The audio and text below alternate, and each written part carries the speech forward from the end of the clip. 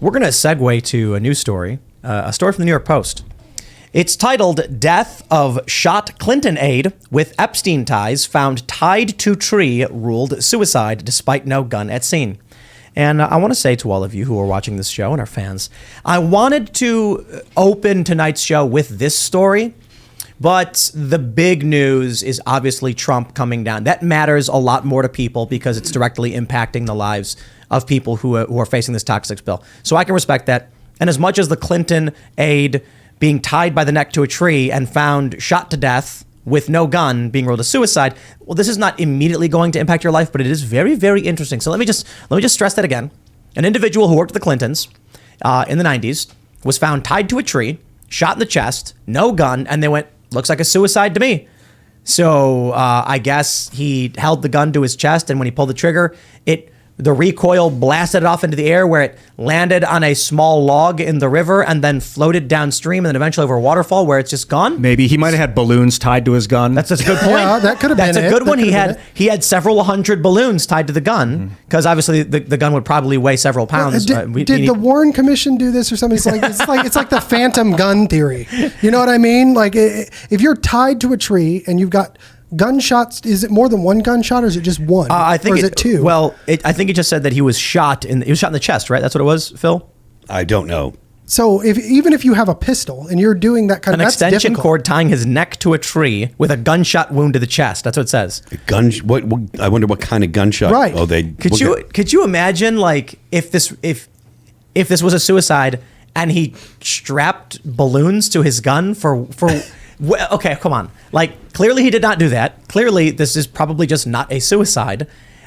Maybe there's a bunch of things you can say maybe to, right? Let's play this game.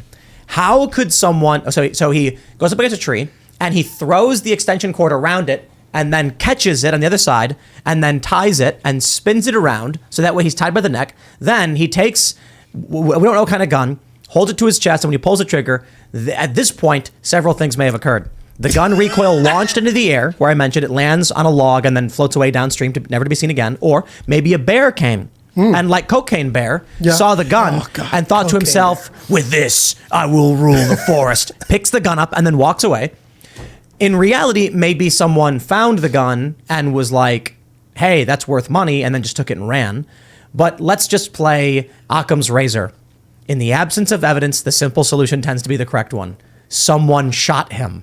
That's it. And took the gun away. And right? Shot him and then walked away with it. I can't believe that that's even a headline. I can't believe that actually people are expected to believe that.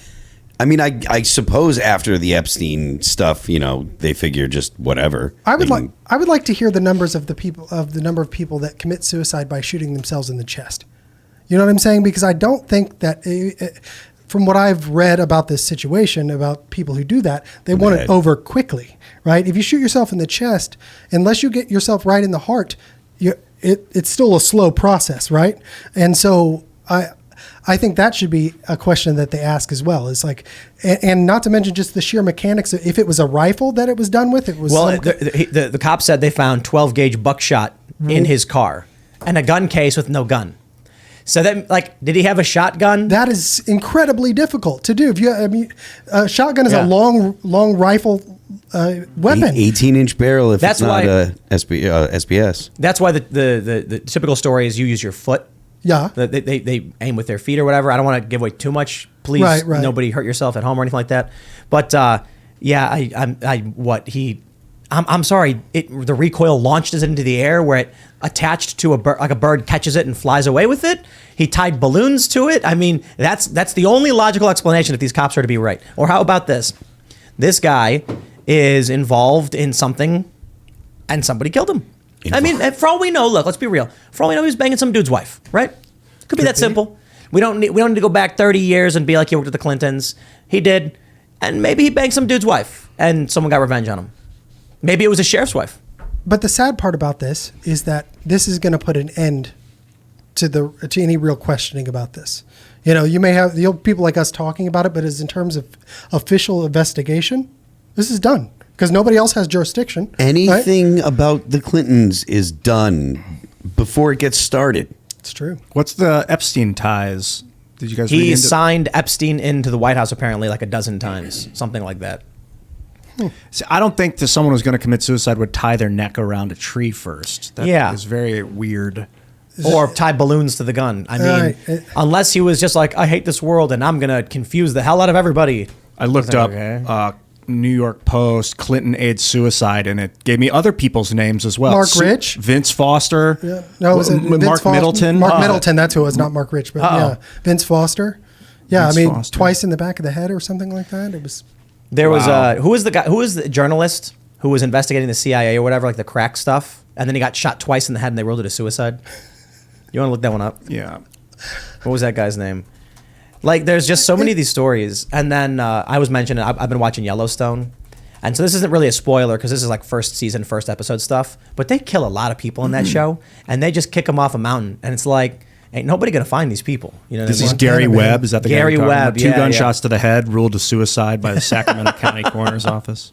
And that's it for that investigation. Okay, You know what I mean? That's done. It could be like in South Park. There was that episode where the guy was trying to kill himself and then shoots himself. He's like, oh, no, I'm still alive. And then he keeps trying or whatever. Like, okay, whatever. But I got Occam's razor this one and just be like, typically when someone's shot twice in the head, it's not a suicide. So why would they be like, nah, suicide's whatever. Geez, Gary Webb wrote, what is this, the Dark Alliance series, examined the origins of the crack cocaine trade in Los Angeles and anti-communist Contra rebels in Nicaragua. Yeah, we don't want people finding out about that. The drug trade fueling. Who knows what story Section CIA of the had. economy. The CIA selling crack and cocaine in the United States. Do you think, Yep. what percentage of our economy you think is like drugs? Is that taken in pharma?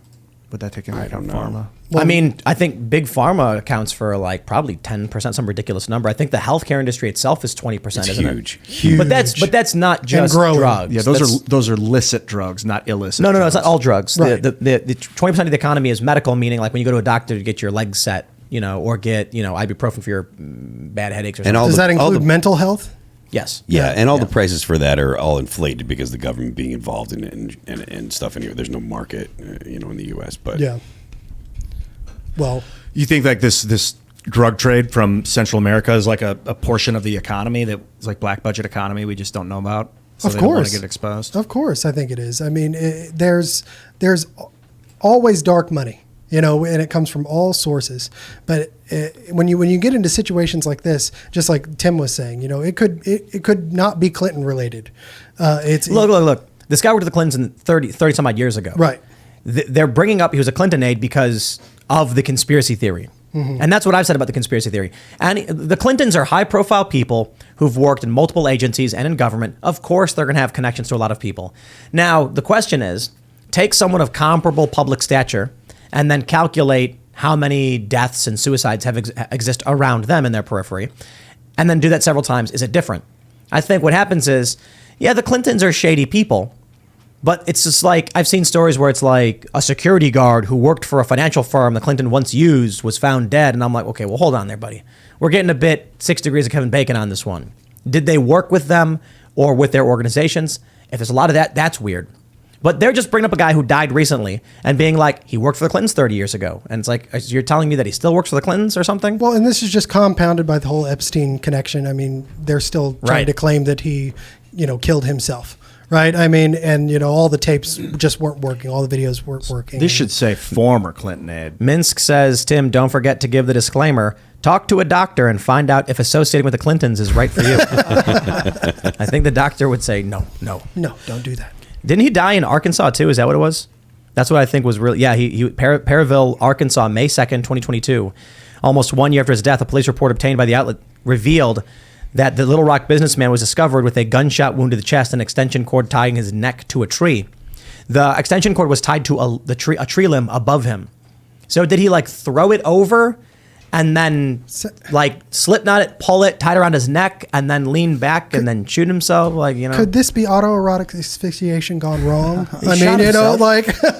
I mean, it just seems so very strange. Maybe the real story is that like it was autoerotic asphyxiation, but then like a loved one was like, I can't let it be known that he died this way, so they shoot him when he was already dead. That's an explanation. Well, there was some celebrity who died from that, and they wouldn't admit it. They were like, "Oh, it was heroin." Singer in excess. Was it? I think it was the singer in excess. He was choking himself while choking cranking himself. it. This is the family-friendly show. So Was it Cornell? Was Cornell doing that too? I don't think so. No. Okay, good. yeah, I think that was heroin. I think Chris. Yeah, I think that was heroin, wasn't He it? died on an airplane. I heard it was a suicide. I didn't never heard about cause of death though. So Like fentanyl overdose or something. No, I don't know. I've also heard other stories about what that might have been. So I'm gonna not get into Of Cornell. Yeah, well, not just that, but like a lot of other people too. It's just Oh, it's horrific. It's getting dark here, guys. Yeah, I know exactly. Dark and not so family friendly. Do you think that having the word Clinton in the headline of this is sensationalist? Yes, absolutely. Yeah. Absolutely. Do you think sensationalist journalism is destroying the universe? Yes. No. Destroying the universe? Well, I think it's destroying our political system. I think that everything is about getting clicks, and you have this giant push for how many clicks, and this is right and left.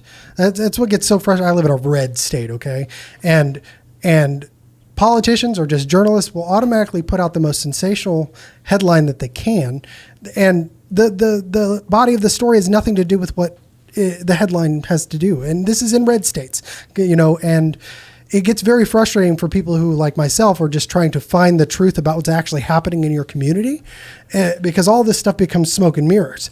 And I think that Republicans taking kind of the woke cue from things from 2019, 2020, when everything just got out of hand, have said, well, we're just going to jump on the bandwagon. Conservative media sometimes does that. And I think it's not doing us any favors.